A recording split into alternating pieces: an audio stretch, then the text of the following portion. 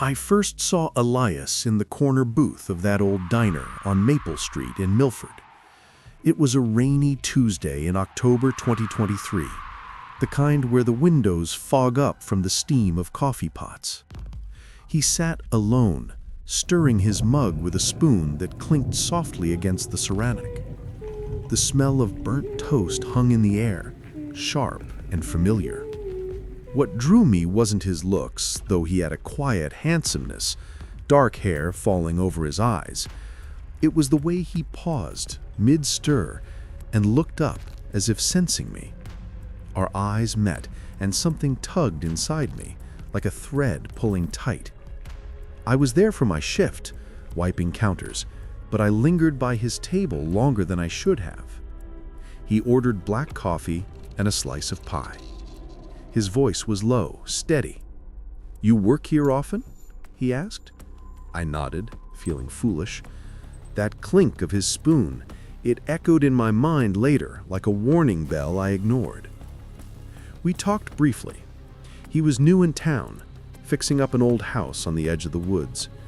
I told him about my days at the community college, studying nursing. There was an ease to it, but also a shadow. He rubbed his chest absently, like it ached. I felt drawn to that vulnerability, as if I could fix it. The next few weeks, he came back, but I resisted at first. My sister Lena warned me, "He's too quiet, too alone," she said over dinner one night. "And that house? People say it's haunted or something." I laughed it off, but doubt crept in. Work kept me busy, and I had my own fears, losing someone again after Dad's sudden heart attack years ago. Elias had his own walls. He never invited me over right away. Once during a walk by the river, he stopped short, clutching his side. "Old injury," he muttered, but his eyes darted away. There was a faint scar on his neck, thin and white, like from a blade or something sharper. I pushed it aside, focused on our talks, dreams of leaving Milford, building a life. Still, intimacy grew. We'd meet after my shifts, share smokes on the diner's back step. He listened when I spoke of my goals, becoming a full nurse, helping people. But that strange detail nagged. Sometimes in quiet moments, I'd hear a faint thump, like a heartbeat from nowhere. I told myself it was the wind.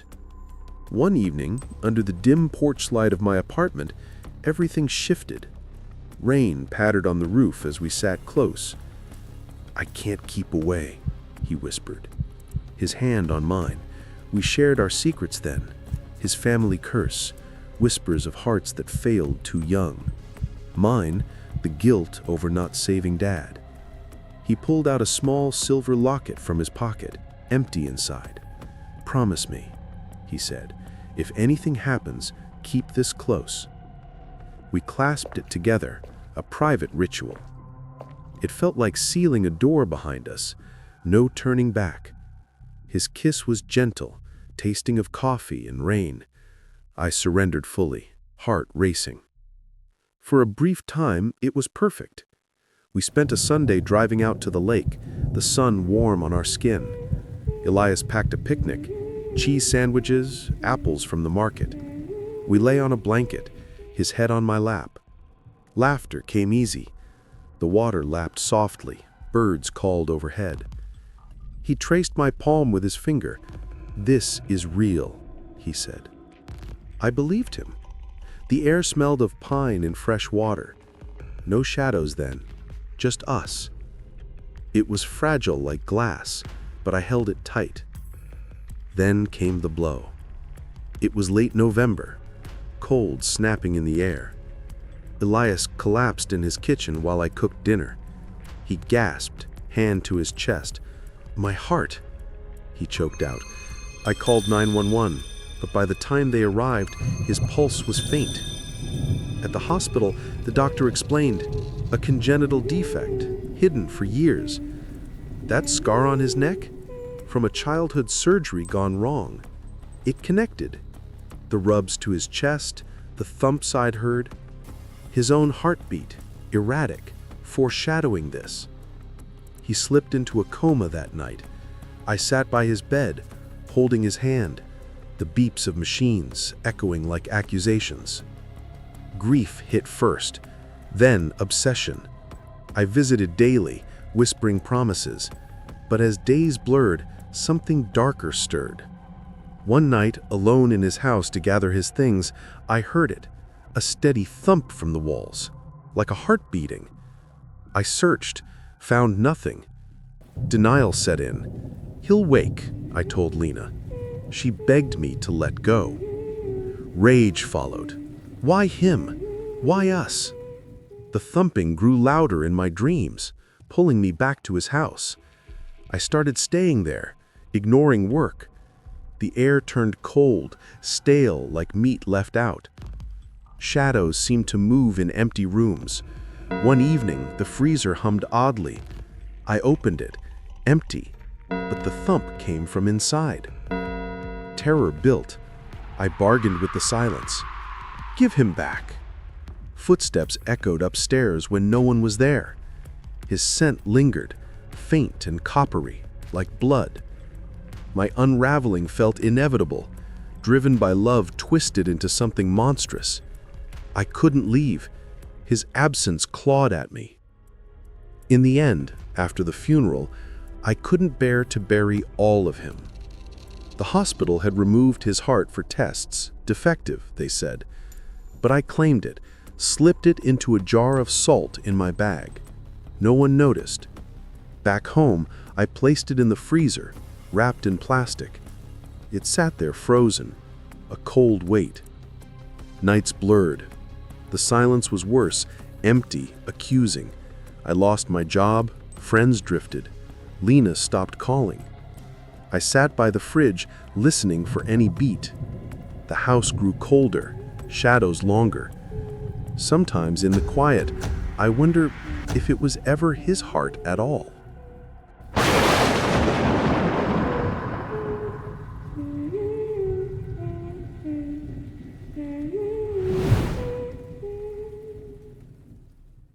I met Rowan at the bus stop on Elm and 5th in Riverton. It was early March 2024, the air still sharp with leftover winter. He stood under the flickering street lamp, hands deep in his coat pockets, breath fogging in little clouds. The faint scent of wet pine needles clung to him, like he'd walked through the woods to get there. He looked up when I approached. His eyes were pale gray, tired but kind. "Missed the last one," he said, nodding at the empty bench. I laughed, surprised at how easy it felt. Something in his quiet steadiness pulled me in, like he already knew the weight I carried and didn't mind holding it. We waited together. The bus came late. We talked about nothing: the cracked sidewalk, the diner across the street with the broken neon sign, but I felt seen. He listened like every word mattered. I resisted him at first. My roommate Tara kept saying he was trouble. "Guy like that doesn't just appear," she warned, stirring her tea. "No job, no past, ask around." I did. No one knew him. He rented a room above the old hardware store, paid cash, kept to himself. There were other things. A small bruise on his wrist, shaped like fingers. He covered it quickly when I noticed. And sometimes when we walked, he'd stop and listen, like he heard footsteps behind us. "Old habit," he muttered. I let it go. I had my own goals: finishing my teaching certificate, saving for a place outside Riverton. He said he wanted to leave too. "Start over," he told me once, voice low. "Somewhere quiet." Still, we kept meeting. Coffee after my night classes, walks along the river when the ice started to break. He'd bring me little things: a smooth stone, a pressed leaf. I started looking forward to the sound of his knock, soft but sure. One night, in my tiny apartment, the rain drumming hard on the window, he told me the truth. Not all of it, just enough. "I left someone," he said, "a long time ago. Bad choices." His hands shook slightly. I took them in mine. "We all have ghosts," I whispered. He nodded, then kissed my forehead. "Stay with me, even if I don't deserve it." I promised. We sat in silence after that, just breathing together. The radiator clanked. Outside, the rain eased. That was the moment. The line crossed. No going back. For a few weeks, it was simple. We cooked pasta in his cramped kitchen, laughing when the sauce splattered. He read to me from a worn paperback while I graded papers. One Sunday, we drove out to the quarry. The water was still, reflecting clouds. He skipped stones across it, grinning like a kid. I took a photo of him mid-throw. The wind carried the smell of damp earth and freedom. I kept that photo in my wallet. It was proof. We were real. Then came the call. It was a Thursday. I was at school, helping a student with spelling. My phone buzzed. Unknown number. "Is this Clara?" a man's voice asked. Cold, official. "We need you to come to the station." They showed me a picture. A body. Found in the woods behind the quarry. Decomposed. Unidentifiable at first. But the coat. The same dark green one I'd seen Roman wear. The bruise on the wrist. Darker now. They said dental records confirmed it. Rowan Hayes. Dead for months. I stared.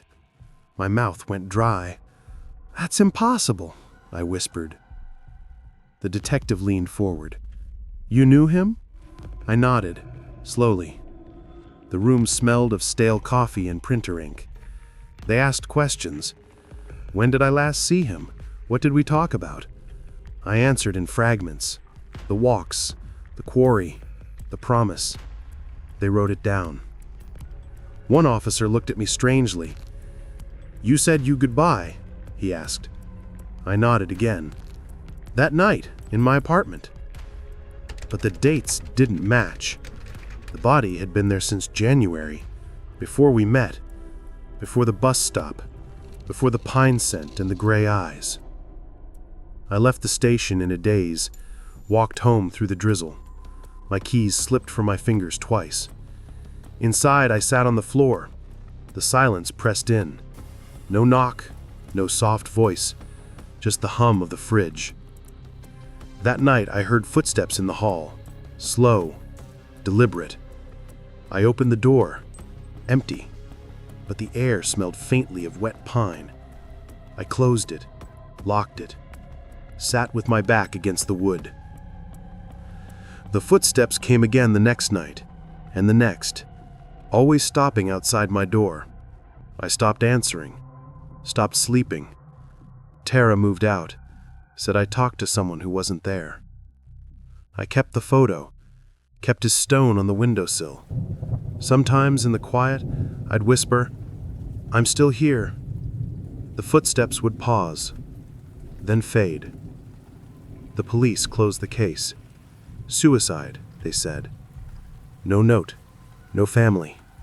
Just a man who vanished into the woods and never came back. But I know what I felt, what I held, the warmth of his hand, the weight of his promise. Some nights, the footsteps return. I don't open the door anymore. I still don't know whose goodbye I answered.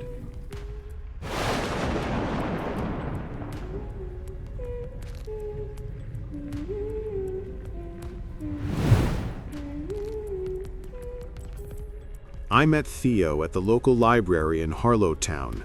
It was a quiet afternoon in May 2024, shelves lined with dusty volumes. He reached for the same book as me, a worn copy of old folk tales. His fingers brushed mine, cool and steady. The smell of aged paper filled the air, sharp and comforting. What pulled me in wasn't his smile, though it was warm. It was the quiet sadness in his eyes, like he carried unspoken losses too. I felt seen, even if just for a moment. We chatted by the checkout desk. He was a teacher, new to town.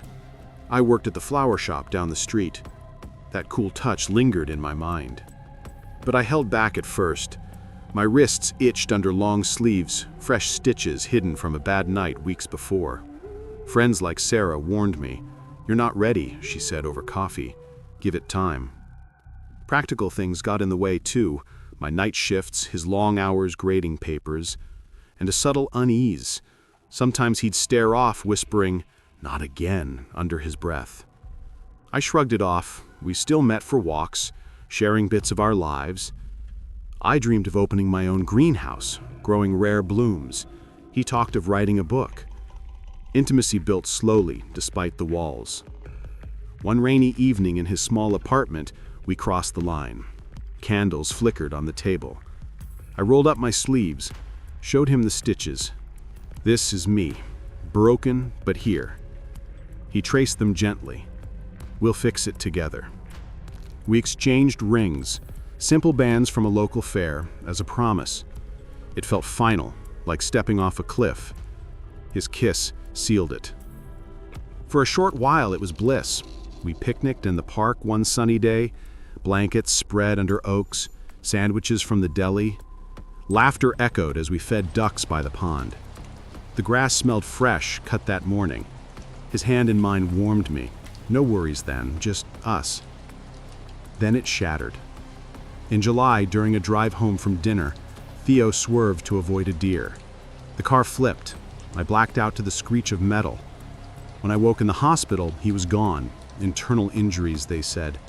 It tied back to his whispers.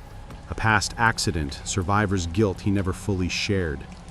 "Not again," he'd said, hinting at lost loved ones. Grief swallowed me whole. I denied it first, visiting his empty classroom, touching his desk.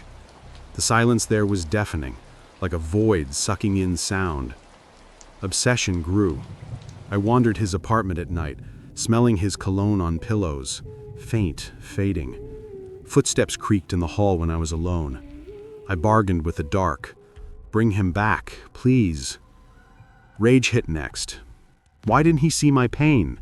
He never asked about the stitches, never pushed deeper. Shadows in corners seemed to watch, cold air brushing my skin. A closed bedroom door rattled softly, unopened. My unraveling fed the horror. Love twisted into something dark, pulling me under. I scratched at my wrists, feeling the pull of threads. In the end, I lost everything.